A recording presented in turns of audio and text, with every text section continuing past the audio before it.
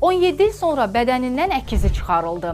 Dehlidə baş tutan əməliyyat tibb dünyasını heyrətləndirir. 17 yaşlı gəncin bədənində əlavə bir cüt ayaq, çanaq və cinsiyyət orqanı var idi. Məlum olub ki, bu onun parazitar əkizidir. Nadir rast gəlinən belə hadisədə əkizlərdən biri tam inkişaf etmir, beləcə digərinin bədəninə yapışmış şəkildə yaşayır. Çox vaxt bu cür hallar uşaqkən aşkarlanır və əməliyyat edilir. Amma bir nəfərin 17 il parazitar əkizi ilə yaşaması tibb dünyası üçün qəribə hadisə sayılır. Əlavə ayaqlarla rahat şəkildə oturmaq, gəzmək, idmanla məşğul olmaq mümkün değildi. Hətta həmin hissələr toxunmaya və temperatur dəyişikliklərinə reaksiya verirdi. Bu səbəbdən gənc məktəbdən uzaqlaşmış, sosial həyatdan kənar qalmışdı. Dehlidəki Ümumhindistan Tibb Elmləri İnstitutunda aparılan əməliyyatla həkimlər əvvəlcə MRT və analizlərlə əkizin hansı orqana bağlı olduğunu öyrənməyə çalışdılar. Məlum oldu ki, o döş sümüyünə yapışıb və həyati orqanlarla birbaşa əlaqəsi yoxdur. Əməliyyat iki hissədə aparıldı. Əvvəlcə əkiz bədəndən ayrıldı.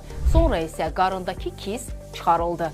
Əməliyyat 2,5 saat davam etdi. Əsas iş gəncin qan dövranının normal axını bərpa etməyi idi.